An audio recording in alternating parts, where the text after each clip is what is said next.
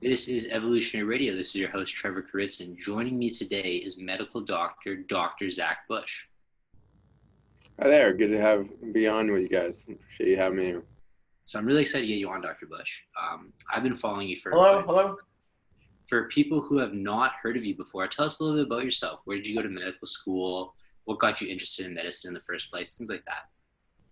Yeah, very much inside the box allopathic medicine doc. Historically, I was trained at the University of Colorado and went into a subspecialty training after my MD at University of Virginia and spent 9 years there in academia. I finished subspecialties in internal medicine, went on to a faculty year called Chief Resident Year, taught med students, residents, and furthered my pursuit of research, started getting into cancer research interest by the end of that year, and then went into a fellowship training in endocrinology and metabolism, which is the study of hormones, and also metabolism being the mitochondria and how they regulate human health and cancer and all the rest. So found myself in a really nice niche and was growing pretty interesting chemotherapy development sector using vitamin A compounds, kind of a nutritional approach to thinking through the chemotherapy journey. And instead of trying to kill cells, was trying to inform cells to turn on cell suicide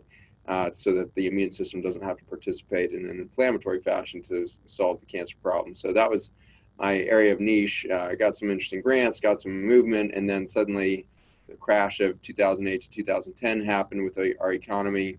National Institute of Health lost a bunch of funding. Our university lost funding that had been present since 1969. So just to give you a sense of the catastrophic injury that happened to academic medicine at that time, our division of endocrinology was ranked number 3 in the world, went from 75 full-time faculty down to 25 over the course of those 2 years. So really devastating losses in academic medicine at that time. By 2010, it was clear that I wasn't going to be able to practice the kind of medicine I wanted to, which was much more nutritionally based minded things. So I left academia in 2010, started my own nutrition center in rural Virginia. And over the last 8 years, a bunch of stuff has sprung out of that. And by 2012, we had made some pretty interesting discoveries on the microbial contributions to soil health and how those molecules could participate in the human health story. And kind of since then, I've done a lot of work from big medicine all the way down to big farming and agriculture, and the collision of those two worlds and science sectors, and how they've kind of colluded to create this massive collapse of human health that we've witnessed over the last 20 years. So I've become kind of a traveling educator throughout the world to everybody from doctors to farmers on how we can start to address these really seismic changes that had happened in our nutritional industry to make us so vulnerable as a human species, bring us to the brink of extinction, and really give us the opportunity to take a pause. For all of you listening, you guys are used to really pushing the envelope on human physiology, and that's everything from lean muscle mass all the way to performance factors, your VO2 max with your heart rate or your cardiac output, that kind of thing. I hope a lot of you are tracking things like your heart rate variability as a sign of kind of biologic youth, because a lot of the heavy protein diets and everything else that you're using in the bodybuilding environment are actually pretty damaging to your biologic age. And so we want to make sure that you're keeping an eye on that and learning how to balance nutrition. And a lot of that comes down to maintaining a healthy gut, which is actually very poorly defined in the industry as to what is healthy gut mean. It certainly is not probiotics. We can go into some details on that. But ultimately, you guys are pushing the envelope of human health, and we can go into kind of where are your vulnerabilities now lie as you're trying to reach those goals, and what are the practical tools you can put in place to kind of try to move yourself forward there. Can you guys hear me now? Yeah. Okay, great. Before we get into that, because we definitely want to spend the most of the show that, I just have to address first these antibiotics and these drugs that are out there, because how much of a factor are those in destroying our gut health?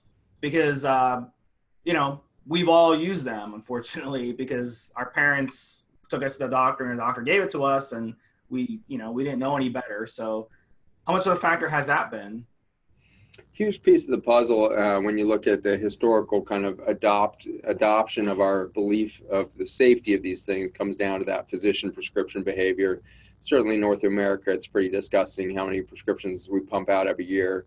In the US, Canada's right pretty much with us here, but we're at 833 prescriptions of antibiotics for every 1,000 man, woman, and child per year. 833 for every 1,000. So 83% of the population is likely to get exposed in some shape or form to an antibiotic over the course of the year from their physicians. That equates in the US to about 8 million pounds of antibiotics consumed directly. That kind of pales in comparison to the amount of antibiotics that you see in your food chain in regard to the antibiotics that are given to poultry, pork, and beef. And so that accounts for somewhere around 30 million pounds in the United States. So some 5 times more coming out of the ag environment directly given to the cattle and protein industries. And so all of you who are pushing the envelope on protein, keep in mind you're wiping out your gut flora with the residuals of those antibiotics in that meat and everything else. So organic, grass-raised as much as possible.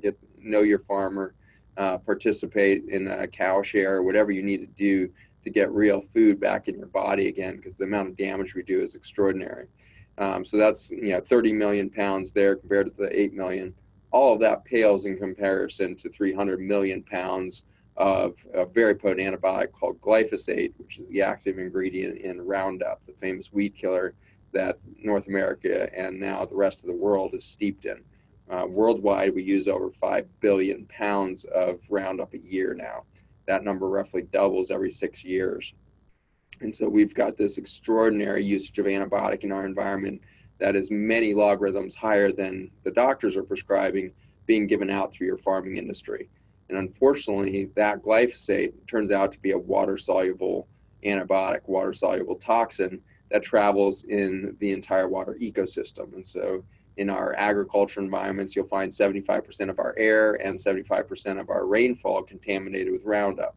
And so we were literally being rained on with antibiotic, we're breathing antibiotic, we're eating antibiotic, and then we get sick and we go to the doctor and they give us antibiotics. And so, it would be impossible to underestimate or understate the insane impact this has had, because even if you're not getting directly exposed to antibiotics, everybody around you is becoming deficient in microbiome, and we're becoming deficient because we are ultimately just a very direct extension of the nature around us.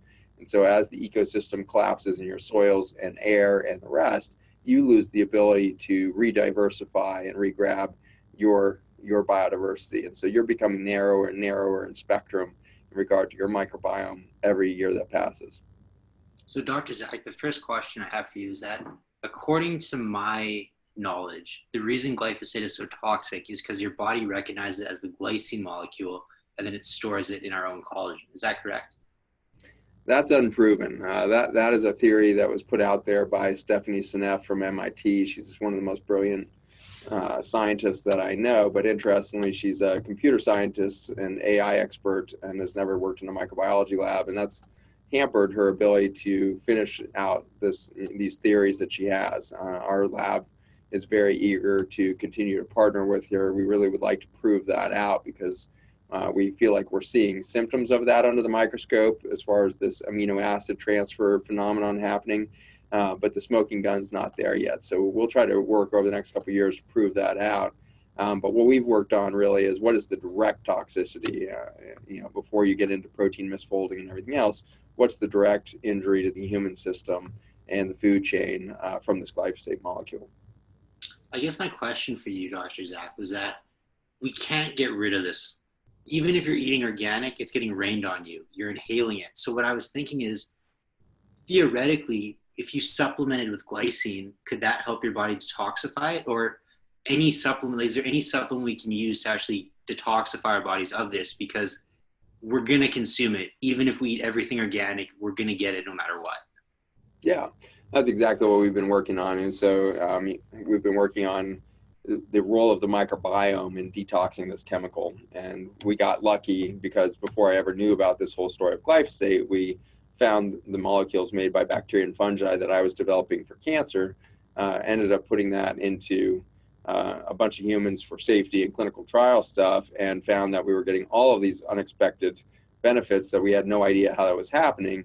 And over time, we found out that what we had found was that Mother Nature has already planted the antidote to the Roundup molecules in the healthy soils of the past. And so we're using fossil soils that are 60 million years old to pull out these vastly diverse chemical families that are made by bacteria and fungi that combat the glyphosate molecule and its direct effects on the human biology. We now are in very large scale trials with cattle up in Canada. We're moving to poultry and the pork industry, because these animals, like the humans, are becoming profoundly ill and are passing that stressed out meat onto the consumer through the protein industry. And so we're really working not just in humans, but on these large scale agricultural environments to improve the gut function and reduce the gut permeability of these animals and humans by supporting the microbiome. We've really proved out that the microbiome communication network is what prevents that direct damage to the barrier systems from the Roundup molecule in our food and water systems. And it's pretty potent. That antidote effect, we've seen 20,000 times the amount that you would see in water and food systems. The microbiome still protects against that with enough support. So really cool that Mother Nature would have such a robust solution to such a stupid mistake that we've made as humans that's currently killing our rivers and our oceans and everything else. With a little bit of support back, I think we're going to find out that Mother Nature's got the extraordinary capacity for healing for all of us. I got one more question. I'll let Steve jump in. So that soil you're talking about, is that the same thing as humic and fulvic acids, or is that something different? Yeah, those are soil extracts, also from fossil soil. Shilajit is probably the oldest extract from fossil soil. Very rich mineral content, looks like white chalk, kind of yellowish sometimes. And that shilajit is a very, very dense mineral supplement. And the humic acid, smaller molecule now, looks more like a kind of molasses type color in an aqueous solution. And that humic acid is very oxidative. Fulvic acid, more the color of tea. That's got smaller molecules, more mobile across cell membranes now, and less mineral content.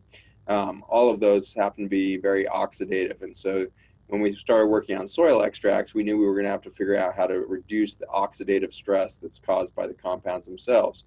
Because the mineral content, because it's so oxidative in something like shilajit or humic acids, you can actually see demineralization of teeth, bone, and that kind of thing from long-term use, because you're so oxidative. You're doing damage by tearing electrons off the surface of everything as the molecules flow by. So the work that we're doing with terrahydrite, which instead of trying to pull minerals and amino acids out of soil, we're working with very large, diverse families of these carbon molecules. And those carbon molecules are in a balanced redox state, which means there's an equal number of hydrogen and oxygen bonds ready to release or absorb an electron at any given moment, so that there's no oxidative stress. Once you reach that redox state, no longer are you trying to do something to the body. In the case of humic, fulvics, and shilajit, you're trying to force mineral pathways into the body. You're trying to macro manage your mineral transfers through the body. In contrast, the aqueous solutions we're working with are so trace in their delivery of any nutrient, and instead they're amplifying any electron signal coming out of a local cell. So the way in which these carbon molecules work is, instead of trying to deliver nutrients and nutrition to the body directly, they're trying to instead function as the wireless communication network from one cell to another cell. And that could be a bacteria sitting in your gut to the gut lining, or it could be two intestinal epithelial cells, or it could be an intestinal cell talking to a liver cell. All of the communication through these, kind of seemingly disparate or distant tissues is coordinated through this liquid circuit board of all these carbon molecules made by the bacteria and fungi. So we're working with that liquid circuit board to go into the tissue. And our goal is to make sure that our quality control always shows that it's not doing anything directly to the cells. Instead, it's helping the cells hear, oh, I need to upregulate my glutathione production for antioxidant reservoir. I need to upregulate my DPP-4 enzymes to block the leaky gut phenomena. I need to upregulate my production of the ZO1 protein for the tight junction Velcro to get that gut permeability corrected.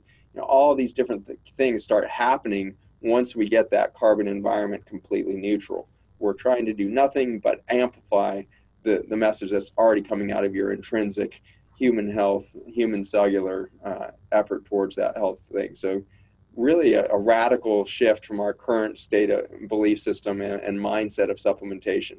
Stop trying to overwhelm a cellular pathway and simply give back the communication network so that the body can return to its innate intelligence. So you kind of at the beginning kind of summed this up. This is our first question here from one of our members. He wants to know, as he gets older, he seems to have more gut issues. You kind of got into it at the start, but is that something that, you know, kind of turning this question around, is that something maybe our grandparents didn't have to deal with as much as we will when we become their age? So as we get older, are we going to have more problems than our grandparents had in their 60s and 70s? And our grandchildren, are they even going to be worse? Because from what you're saying at the start, it's pretty scary with all the crap, you know, out there that's being, you know, distributed around, you know, in the world and crap in our foods and stuff. Yeah, absolutely. Both my great grandparents lived to over 100. So my great grandmother on my dad's side lived to 101. My great grandfather lived to 100 and just a few days short of 101. And these, you know, great grandparents never complained a day in their life of bloating or irritable bowel syndrome or problems like this. So I really don't believe that the aging process has to elicit this. I think that what we're seeing now, you know, fast forward to the 2020 kind of time frame, regardless of your age, you're now 80% of the population identifying a gut problem. So it doesn't matter on your age anymore. In fact, our children are most affected by this. The rates of irritable bowel syndrome, constipation syndromes, all this are unprecedented in human history in children under the age of 10. So it's really hitting everybody now. Why is that happening every decade worse? Because of the decimation of the microbiome. We've now killed 40% of biodiversity on the planet in the last 50 years. And so we're almost halfway done with the 6th great extinction on the planet. We are on track to finish that extinction process in the next 60 to 70 years. And so if we don't change course radically as a human species, we will be one of those species that is currently blinking out every 20 minutes. We lose a species to extinction every 20 minutes now. And so in this short podcast, we'll lose 2 or 3 species that probably a couple of those at least have gone unnamed and unrecognized before they even go extinct. And so you can't, again, it's unfathomable of what we're doing to the planet right now. We are all complicit in this, I believe, because of our lifestyles, the way in which we consume products, the way in which we consume plastics, the way in which we demand and continue to consume chemically grown foods, processed foods, all of this like. So we're really all complicit in this mission, and it'd be a waste of time to sit here and be a whistleblower on Monsanto and their Roundup chemical, or now Bayer and their Liberty Link chemicals they're spraying. You know, this is all just, you know, finger pointing, when in reality we created them, and so we can easily take them down by simply eating, you know, no-till, biodynamically grown organic foods that are regenerative ag from stem to stern. Now we heal the planet very quickly, and we start to be able to participate in co-creation instead of unilateral destruction. So Dr. Zach, I'm going to kind of address the elephant in the room. So this being a health and fitness podcast, I think a lot of our listeners have heard about glyphosate, have heard about antibiotics in livestock, and I guess they feel like my goal is to look as good naked as possible. I don't really give a crap about the environment and things like that. Can you talk about how glyphosate, how these antibiotics, how all these, everything we're doing is actually going to be affecting your physique indirectly? Absolutely, yeah. It's direct and indirect. So direct screw up in your physique is going to be lack of nutrient density in the foods that you're consuming. And so glyphosate, the Roundup chemical, has the ability to directly block the shikimate pathway, which is an enzyme pathway in your food and in the soils in which your food is growing, that allows you to make the essential amino acids. All of you are very aware of the amino acids, and we need to get them from our food, etc. So the essential amino acids, phenylalanine, tyrosine, tryptophan, 5-HTP, and the like, all of those guys are made by the bacteria, the fungi, and some of the plants that we consume, and we need them because we can't make them on our own. Now, most of the amino acids we can make, but those 9 essential amino acids, we can't make them because we don't have the shikimate pathway.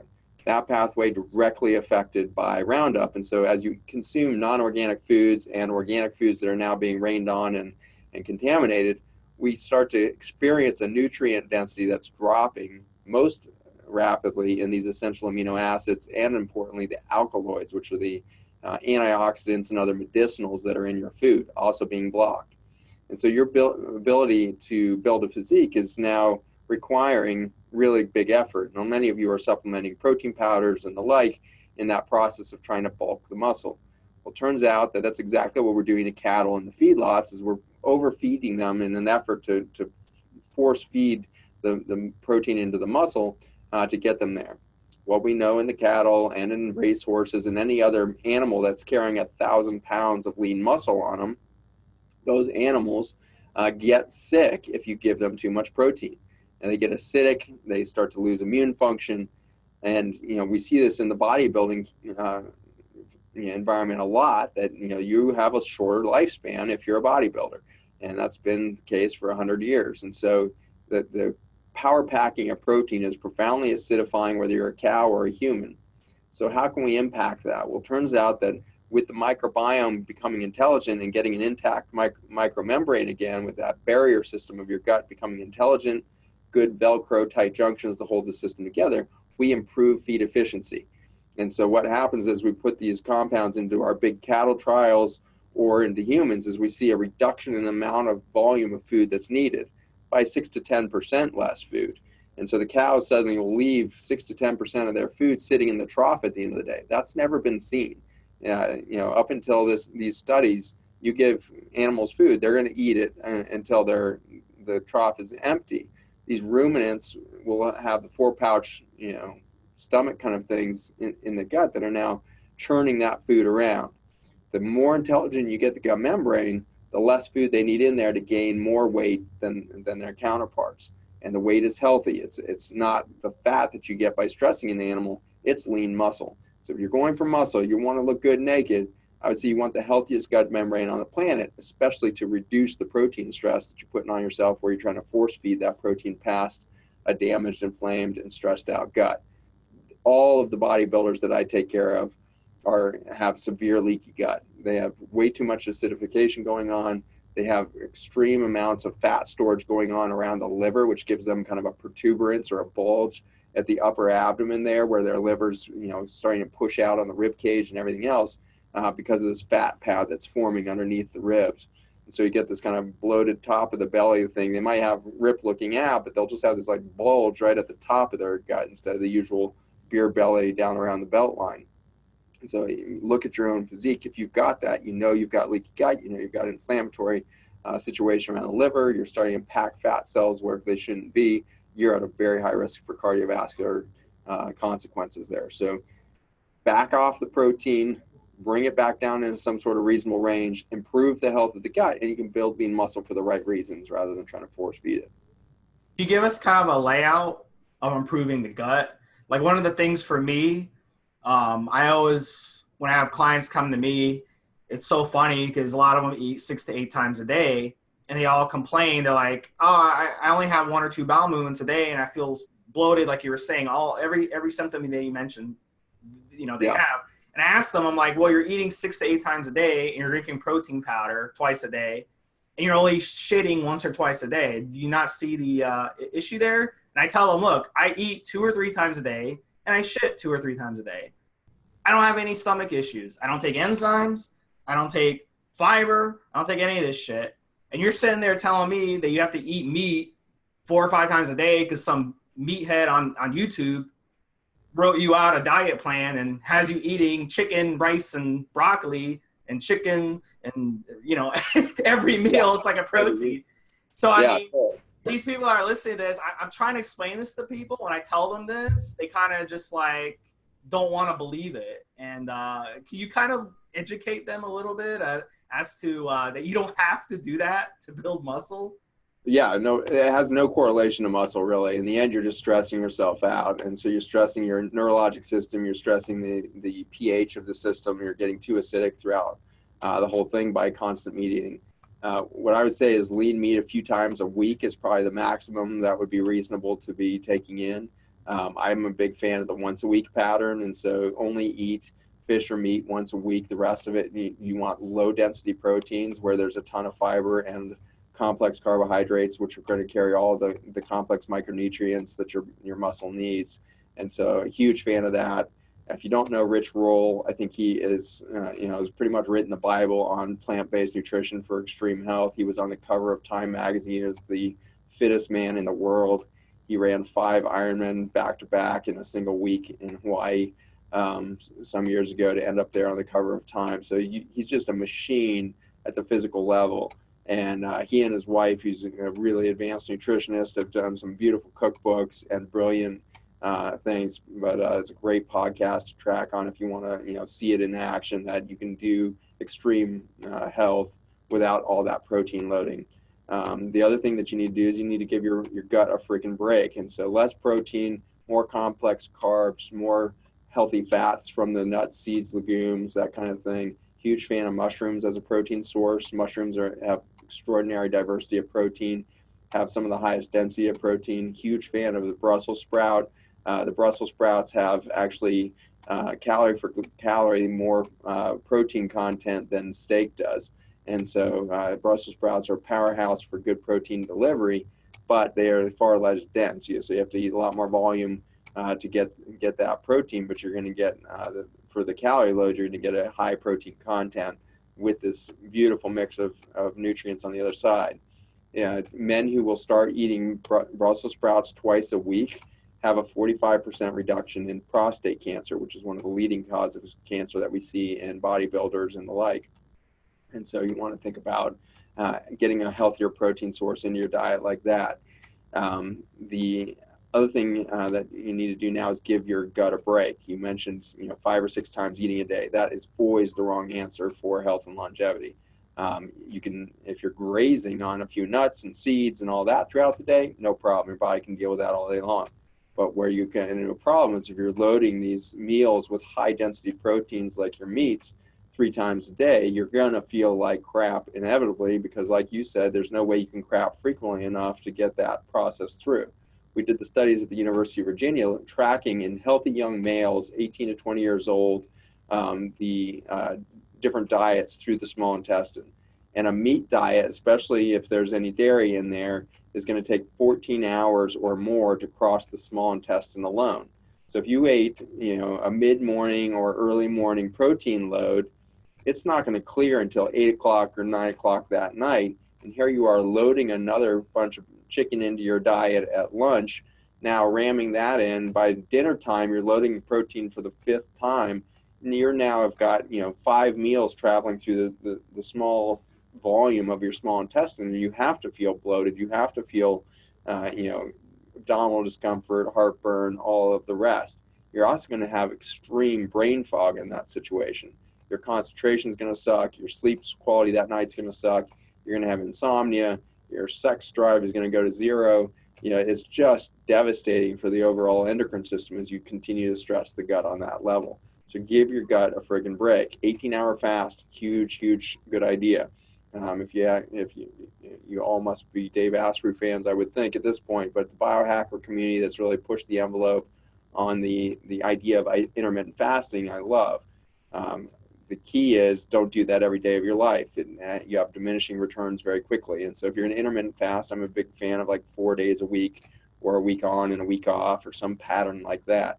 You need to give your body a break from the ketosis that's induced by the intermittent fasting. And that's going to allow you to stay in that kind of high insulin usage, really efficient, glycemic control at the bloodstream and blood-brain barrier and the rest. So intermittent fasting, shift it up back to a grazing pattern where you're two good sized meals a day with lots of snacking on healthy sources throughout the day mixed in there. So those would be some of the guidelines I would throw out there. Dr. Zach, so for some of our bigger guests, like some of our listeners who are, let's say, 250 pounds, 300 pounds, carrying an extreme level of muscularity, if they want to implement some of these things you're saying, intermittent fasting, consuming less meals per day, how would they be able to get their calorie requirement? Would you recommend maybe supplementing with like MCT oil? Would they just be eating more per meal? How would they get around that? Yeah, so again, you don't need the same calorie intake if you use it efficiently. And so we use Restore all the time in our extreme athletes. Restore is a liquid dietary supplement. You take it orally before your meals, 4 or 5 times a day is fine, but at least 3 times a day is your goal. And you take that beforehand to maximize the efficiency of your microbiome to deliver those nutrients through a non-acidic gut so that that protein has the opportunity to be organified, broken down into amino acid components if needed, and ultimately delivered to the bloodstream to get into your muscle more effectively. And so you need less to do more is the big message here. If you're feeling like you have to eat 4,000 to 9,000 calories a day, it's because you're trying to push a bunch of nutrient and food past an acidic gut at this point. You're force feeding an overwhelmed immune system. You're literally in a food fight against your own caloric load at that point. So back off, find your thresholds. If your gut doesn't feel well, change it. You got to keep changing until you find happy gut. You know what a happy gut feels. You just may not be able to remember it. But when it comes back, you're going to know it. You're going to be so relieved when you can go through a full day with never feeling like you have to belch, and you're not having a bunch of gas, and you're not having bloating, and you're not having abdominal pain, you don't have nausea intermittently. All of those symptoms relieve. You need to keep shifting things up, keep backing off, give your immune system a break until that time.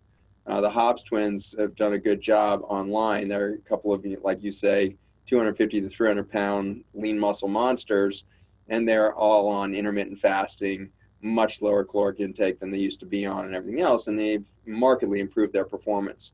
I very much encourage all of you to keep a performance clause within your definition of wellness, because if you're just defining your targets by mass and volume, and you're just trying to get these huge muscles and you give up on performance, you've lost your biologic asset. You're going to die young.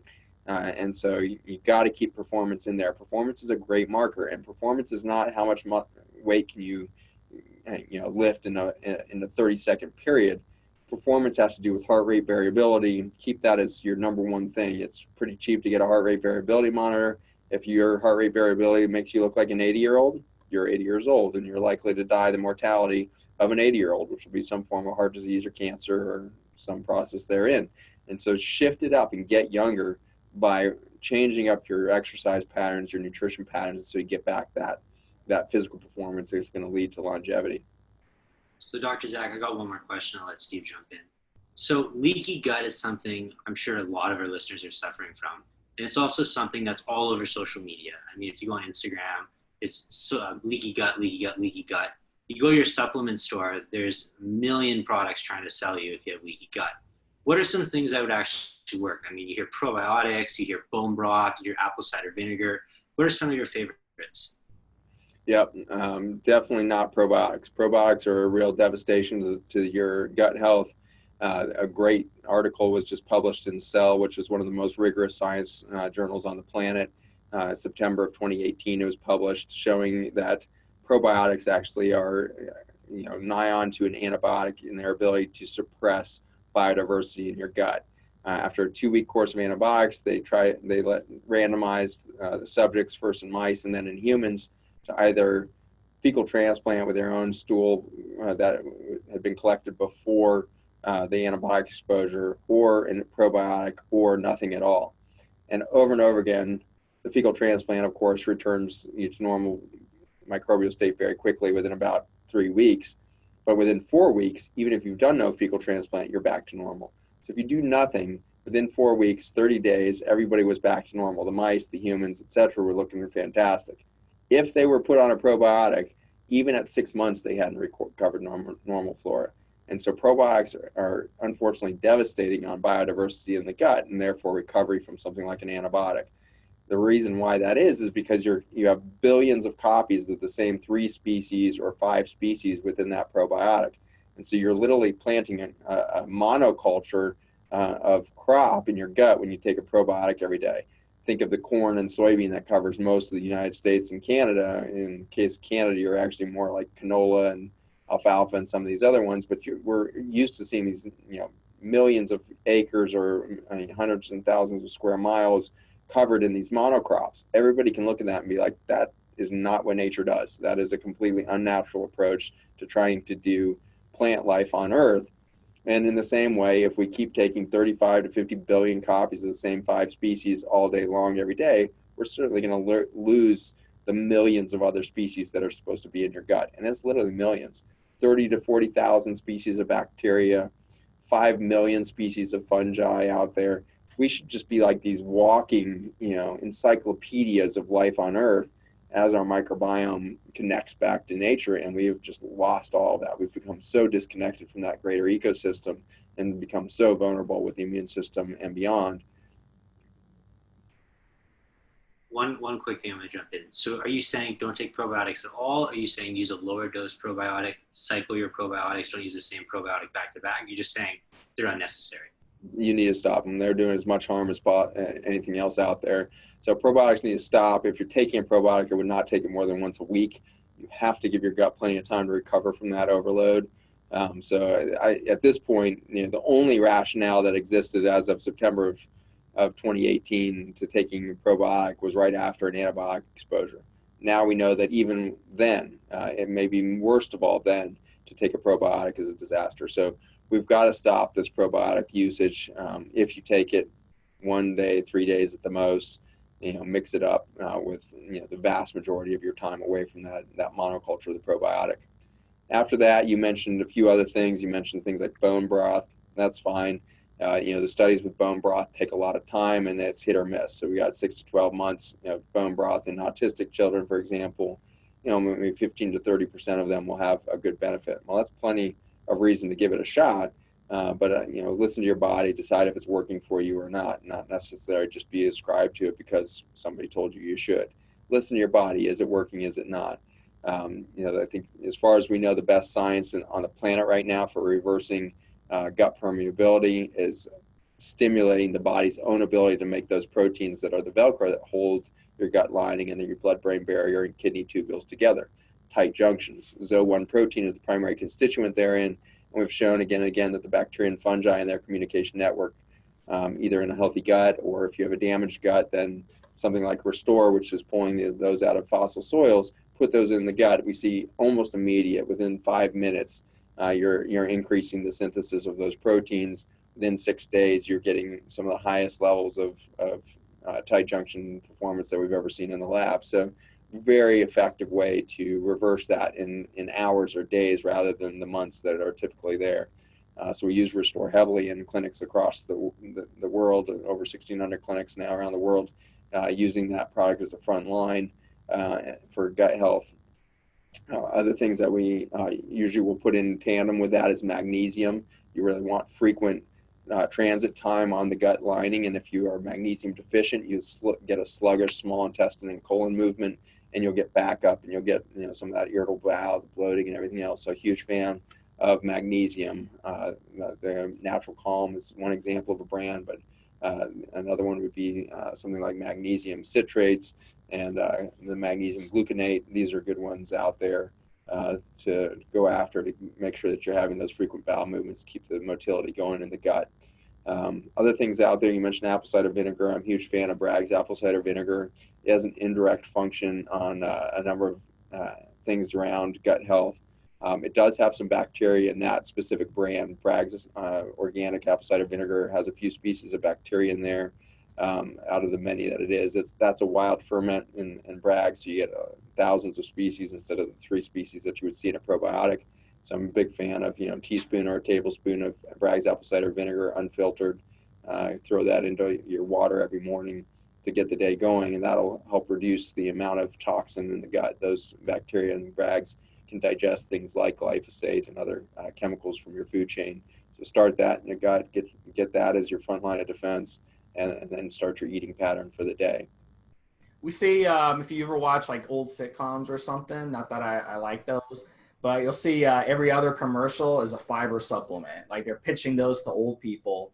And if you ask anyone who has leaky gut or Crohn's, you can actually really hurt yourself taking fiber. So fiber is one of those things pushed heavily, like Metamucil or whatever. It's like every old person has to carry that around with them. Yay or nay on that? Magnesium all day long in that situation. The issue with taking a bunch of fiber when you have a dysfunctional gut is you're going to pull water out of your body. So you're going to dehydrate yourself ultimately if you're just taking a bunch of fiber and not really getting at the root cause of the problem. Speaking of roots, though, I'm a huge fan of using food to get that going. And so the root vegetables like your beets, your daikon radish, the turnips, these are phenomenal things for digestion. Those big insoluble fibers and soluble fibers in those root vegetables can be profound healer of the gut and the microbiome that's therein. So use the root vegetables as a good tool. Certainly you're going to get way more diversity of nutrient and fibers than you would from something like the Metamucil you mentioned or something like that. And now over the counter that I think is damaging children and adults across the world is Miralax. It's a very common one used for constipation. Do not take Miralax under any situations. Take magnesium, get your healthy diet, decrease the amount of protein in your diet, completely avoid dairy. If everybody would just stop consuming dairy, we would eliminate so much of the problem that we see with digestive issues. Really interesting. It sounds like at the end of the day, people don't want the reality. And the reality is, especially with the 20-something crowd, because the 20-something crowd is always after taking. I got to take something. I got this wrong, man. I got to take something. You know, I can't go to the bathroom. I got to take something. Everyone I know is like that. At the end of the day, it sounds like your own body should heal itself. Just give your body a break. Like fast for like fucking 3 days. Just don't eat anything for 3 days. Just drink water. I love it. Yeah, I'm a huge fan of the 3 to 5 day fast. It's a very powerful way to get your system reset. I mean, it's like people don't want to hear that though. They just want to keep stuffing themselves because I'm going to lose muscle if I don't eat for 3 or 5 days. And you don't. You lose water out of the muscle, but you don't lose muscle. No, you don't. I did it. I did a 19-day fast. I did not lose muscle. I lost water out of my muscle, but I didn't lose muscle. So, yeah, you'll burn fat. You'll burn all the glycogen out of your liver. You'll be losing weight for a lot of good reasons. And most of all, you're resetting your immune system that's stressed out, overwhelmed. You're radically killing cancer cells. By day 5 of the fast, you're doing something called autophagy, which is the macrophage starts sweeping up the whole body of damaged cells, including the precancerous and cancerous cells. So huge, huge benefits to those water fasts for sure. So I have one more question, kind of touching based on what Trevor said earlier. Basically, he was asking about bodybuilders, you know, talking to a bodybuilder about this who doesn't care about the environment, doesn't care what they're putting in their body, etc., how it harmed them. But how do you talk to your father-in-law at Thanksgiving dinner, who is one of those people who are just like, we're not affecting the environment. You know, who cares if I eat, you know, sausage and meat from Walmart. I don't need grass-fed meat. I don't need, how do you talk to someone like that? Because talking to a bodybuilder, you can always get them with, it's going to harm your body. It's going to affect your muscles later on. It's going to affect this. And they're going to think, oh my God, I can't do that. But like talking to someone like your father-in-law who doesn't give a fuck, who has a big gut, how do you kind of convince them? Because if we don't convince them, that's a huge part of middle America are those types of people, Yeah. So how can we really, really get to them? Sex is best. Going after sexual function is a great tool there. And so they probably actually really do give a fuck. They would love to be able to do that again. And so I think that, going after that issue, but that big beer belly and the I don't care kind of philosophy, that's a defense mechanism to somebody who knows they have severe dysfunction because they're having real struggles with sexual function, both in the urge as well as the function with the erection and everything else. And so, that's the last, hurdle, I think, is if they really think that nothing matters, be like, well, you totally happy with your sexual function? And if they say yes, they're lying to you and they've just decided to stay in denial, in which case I don't waste another breath or another word on that person. I move on because, people will get themselves in an attitude and, I'm totally willing to outlive them, and I'll just, I'll choose the healthy course for myself and my children, and happy to see that generation get out of the way for these next generations to find a different relationship with nature to see if we can avoid the great extinction that's heading our way. So that attitude is certainly what's driven us to this extinction process. That the cluelessness of our legislators and our doctors and our farmers, like, we are just in a collective state of complete denial about what's going on. We can see all the damage from space. You don't even have to enter Earth's atmosphere to take a look.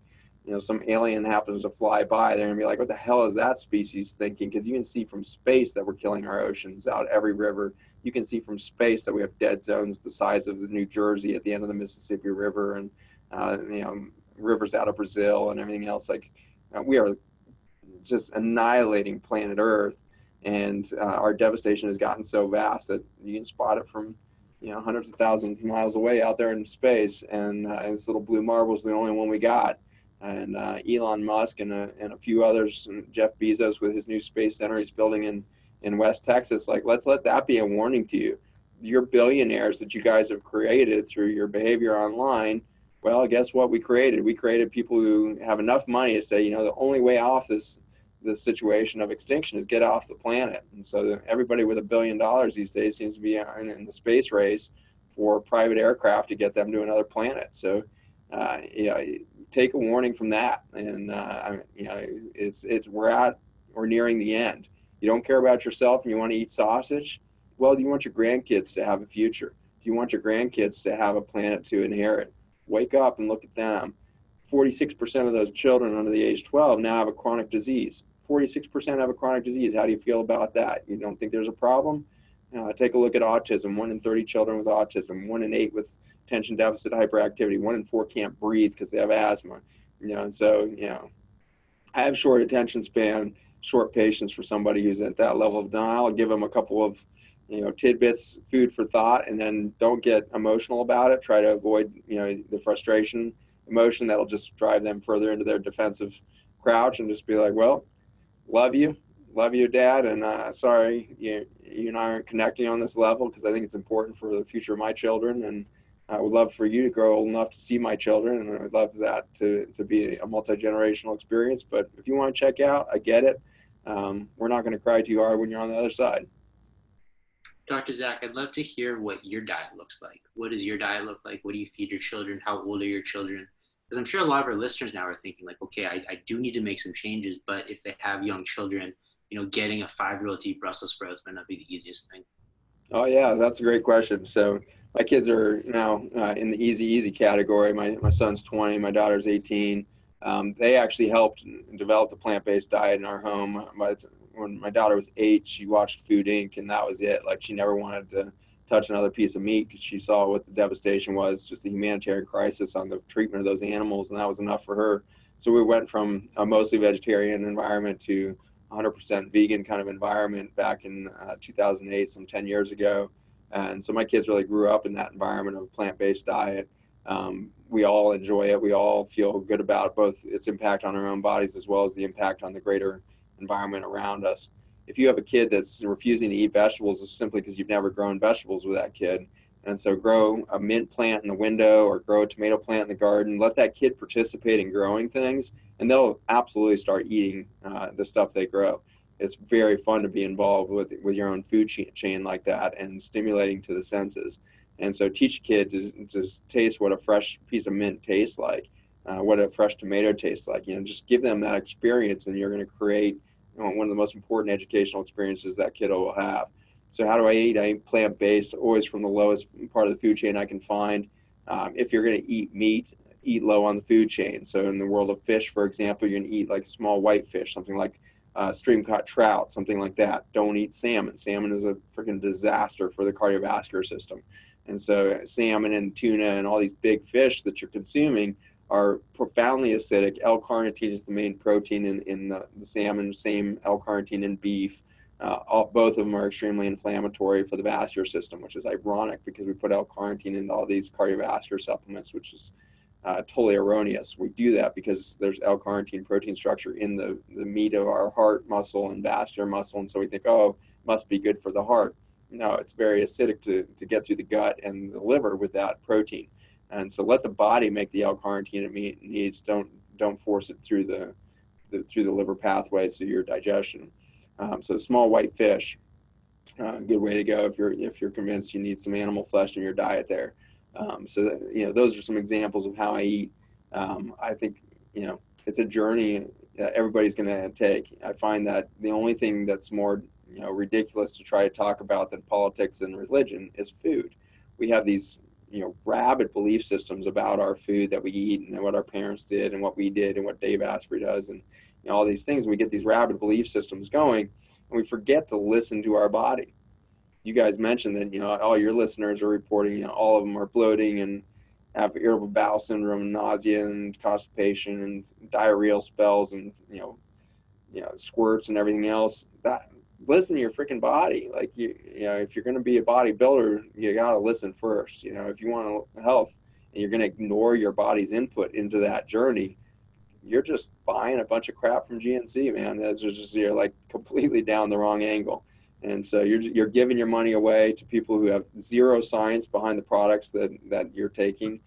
They're using other people's science and extrapolating. They're saying, oh yeah, this lab over here showed that CoQ10 does such and such. And so our supplement has CoQ10 in it. That has absolutely no bearing on that product for you. There's no proof that that thing is safe or efficacious. And it doesn't matter if it's 6,000 times the RDA or whatever it is. Like, you got to really focus in on what is your body telling you, and did nature really design the nutrient pathway like that? And the answer is typically no. Nature really intended for you to be engaged, just like a racehorse that's got 1,200 pounds of lean muscle on it and can work itself into extreme levels of output by eating small amounts of protein. If you take a racehorse over 12 or 16% protein, they started going into early kidney failure. Every one of my bodybuilders comes in with stage 3 chronic kidney disease, no matter what their age is, because they're damaging their kidney tubules so severely with all the protein overmass. I don't care if you're human or a racehorse, too much protein is going to undermine your kidney function, undermine your muscles as far as their exercise capacity and recovery time. You're going to hurt yourself. I think it's like Tom Brady. He eats a very similar diet of what you actually just said. And he's 41, 42, and he's still playing at an amazing level. And you have these other guys that are so talented coming out of college. They last like 2 or 3 years, and then they just go downhill because they admit they eat pretty badly. They eat McDonald's, they eat cereal, and then like it takes them like a year to flame out. It's amazing what you put in your body is so important. So it really does make a difference. I think people need to wake up, but it's hard to fight, like you said, the billions of dollars. Like when we first started this podcast, God bless Trevor. I mean, he's a very smart guy, but we had an argument for like the whole episode about whey protein powder. Trevor was adamant. You have to have whey protein powder, Steve. You will not build muscle without it. And I told Trevor, I'm like, dude, 20 years I've been lifting weights. I never once touched the protein powder. It doesn't do anything. It doesn't build muscle. But it's like you're fighting. Now Trevor's kind of turned around. Now Trevor is like, Steve, you're right. So it's kind of like, because he grew up seeing the magazines and stuff, and to him, you have to have it because Ronnie Coleman drinks it, according to what he says. So it's like marketing works beautifully, and it's hard to fight that. So I'm really glad that you came on to kind of dispel these myths for sure. Yeah, go after nature, man. It's exciting to feel good. You're going to decide, just like everybody on the planet right now needs to decide, are we in it for the long game for humanity, or are we just going to be selfish about the way we destroy the planet around us and the overconsumption of our bodies? Or do I want 100 years with my family, or am I good with dying out when I'm in my 50s from a big MI? Is that a good way to go? And I've got to say, I was just eating in Chicago, big nutrition event happening, paleo and all this stuff being pushed there. And I'm talking to this massive bodybuilder next to me at dinner. He's like 3 times my human size. Like, he just like dwarfs the concept. And I was halfway through the meal, and he finally started ask me what I do and why I was there. But he spent it didn't even dawn on him to ask a simple question like that for the first couple hours. He didn't even know I was a doctor. And he spent that whole first hour talking to me about all of his protein powders and all of the supplements he's on, and how he's spending 40 grand a year on his supplements, and just all of this stuff. And then I basically quietly just told him at the end that I make my lifestyle and business to educate people not to do what you're doing. It's shortening your life, and it's having a huge negative impact on the planet. And he turned right to me. He said, I absolutely agree with you, and I'm not going to change my behavior, because I would much rather live 10 to 20 years shorter and look as good as I do. I'm not going to change a guy's mind like that. He is thrown in his dice. He seems to know the stakes at what he's doing. He's going to live shorter. He's going to have a bigger negative impact on the planet, and he's good with that. He's compared those cards. And so I don't expect to be able to change anybody's mind. I'm just there to see if I can be part of the solution for humanity. Well, what changed my mind, I was a power lifter. I was pretty similar to what you said. What changed my mind, 3 to 4 herniated disc and a torn rotator cuff.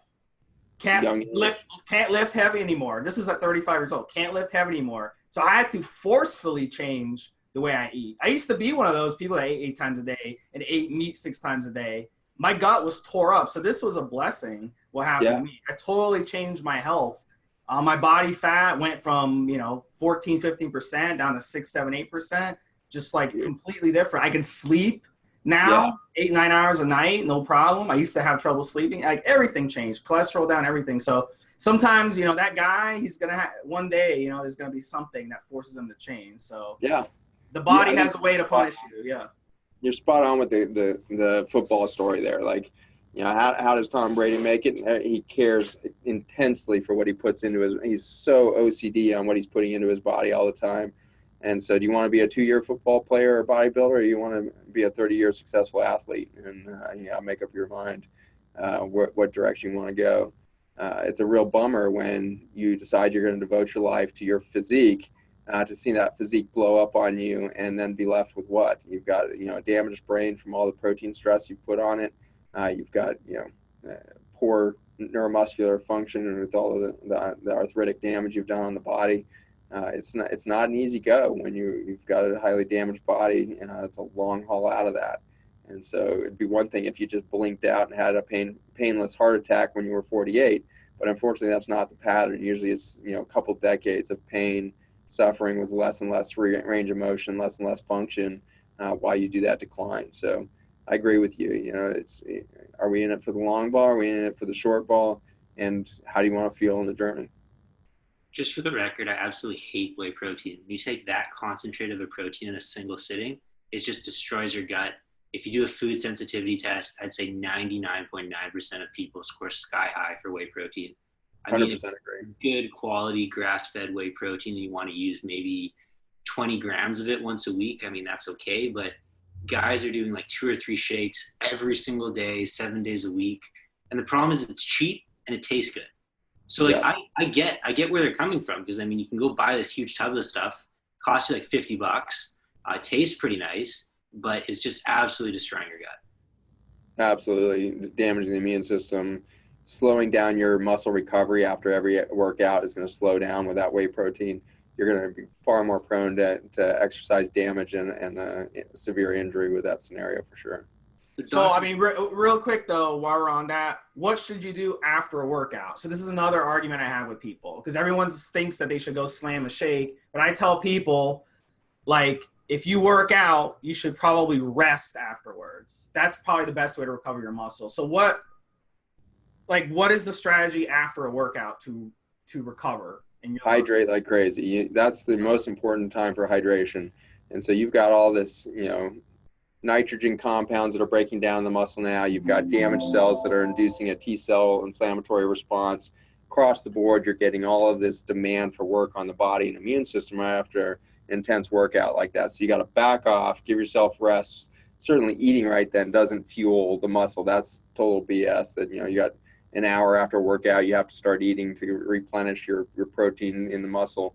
No, it takes way longer than that. You're looking at a couple hours just to get the material across, the small bowel to begin with. Then you're going to start integrating that through liver pathways and everything else. You're not there to do this acute management of nutrient deficiency. You have so much sugar packed in your liver. When you go work out, you're simply going to just use that sugar through glycogenolysis and breakdown of those pre-existing sugar. You're not even going to touch fat or protein as a fuel source for 18 hours after that. And you've got 3 days worth of sugar stored in your liver at any given moment, unless you're doing intermittent or long-term fasting. So you got so much sugar there that I totally agree with you. The best thing after a workout, especially if you feel like you pushed it past a physiologic threshold and need to do some muscle recovery, some exercise recovery, then hydrate very well. Get some electrolytes in there. I'm a big fan of sea salt in the water as just a basic hydration tool. And so get that hydration going after the workout. Make sure you're not peeing clear. You want to be peeing some yellow. You want to be making sure you're scrubbing those cells out. If you're peeing clear, you're just drinking too much free water and you're not getting the electrolyte balance in there. I cannot stand Gatorade or any of the power drinks out there. They're just loaded with crap. And so simple reverse osmosis, clean water with some Celtic sea salt in the mix, and you're good to go. So make your own sports rehydration process rather than depending on what's on the shelf. Dr. Zach, finish up the podcast telling us a little bit about Restore and how you recommend taking it. You sold me. I'm going to buy a bottle. I'm going to try it. How would you recommend it? Just say for like a 200-pound male, just as an example case. Sure. Has less to do with your total lean muscle mass initially, right? You know, at the beginning, it's going to depend on how screwed up is your gut. The more screwed up your gut is, the more it works, and the more effective it is, which means you can be quite sensitive to it. So with a really messed up gut, you might be down at a few drops under the tongue or a quarter teaspoon a few times a day. Really small usage. You can put it into your water. You can just take it straight up. It's a liquid supplement either way. So if you feel like you're just one of these classic, completely screwed up guts, start the intermittent fasting, start the Restore a few times a day, low usage, and then every week or so, every few days, you can double the use until you're up to your goal, which is a teaspoon 3 to 5 times a day. And if you have any other kind of issues that you're trying to address, if you have a chronic inflammatory state that you're trying to do and things like that, you need to support the antioxidant system more aggressively. Restore doesn't have antioxidant in it, and it instead supports the normal manufacturing of glutathione and other compounds from your gut lining, from the liver, and beyond. And so that's where you might kind of keep ratcheting up your usage. Got a lot of athletes. The triathletes will typically be, especially if they have any asthma or other exercise-induced inflammatory states like that, they'll be needing to support the glutathione much more aggressively. So they'll be up around 3 tablespoons a few times a day, something like that. So anywhere from that, 3 teaspoons to 3 tablespoons is your typical pattern. But occasionally you'll find situations like that where you'll be at a few tablespoons a few times a day and really going through a lot of it. But in general, you're going to get a great bang for the buck at a teaspoon a few times a day. Really messed up gut, start slower. So how can our listeners, a lot of our listeners are listening to this right now, driving, or they're at the gym right now. They want to learn more about you. They want to learn more about the stuff that you've been saying in this. How can they find more information about you and the stuff you're saying? Yeah, my website's educational website is just my name, zachbushmd.com. That'll get you a lot of the podcasts and other informational stuff I've got out there. I've got thousands of hours of YouTube lectures on the relationship between human physiology and our farming industry and all of that on YouTube. Type in my name, you'll find me all over. If you want the product itself, it's going to be at the website Restore, the number 4, life.com. restoreforlife.com. You can also find it on Amazon Prime. Restore Dietary Supplement will pop up and go after that. Huge piece that we didn't talk about was the nasal sinuses, or the beginning of your gut. If you have postnasal drainage and congestion nasally, you're going to screw up your gut with that. And it'll be postnasal drainage all night long, poorly acidified stomach. You're going to end up with small bowel overgrowth and bloating and junk from that. So sinus care is key. And so the sinus spray is cheap. It's like $14 and keep you going. You can keep refilling that sinus spray bottle with your big bulk 32-ounce bottle that you get for your oral use. So make that cheap upgrade and include the nasal spray and take care of those sinuses, decrease the junk, and breathe clear. For our listeners, I will have all of those links in the show notes so you guys can check those out. Definitely check out some of Zach Bush's stuff on YouTube. It's really, really interesting. We were only able to scratch the surface in this 60-minute podcast, but he's definitely someone I've looked up to and someone I've followed for a while. For your host, Trevor Kouritzin, for my co-host, Steve Smee, and for our special guest, medical doctor Zach Bush, this has been another episode of Evolutionary Radio. Live your life, look good doing it. Thanks for listening.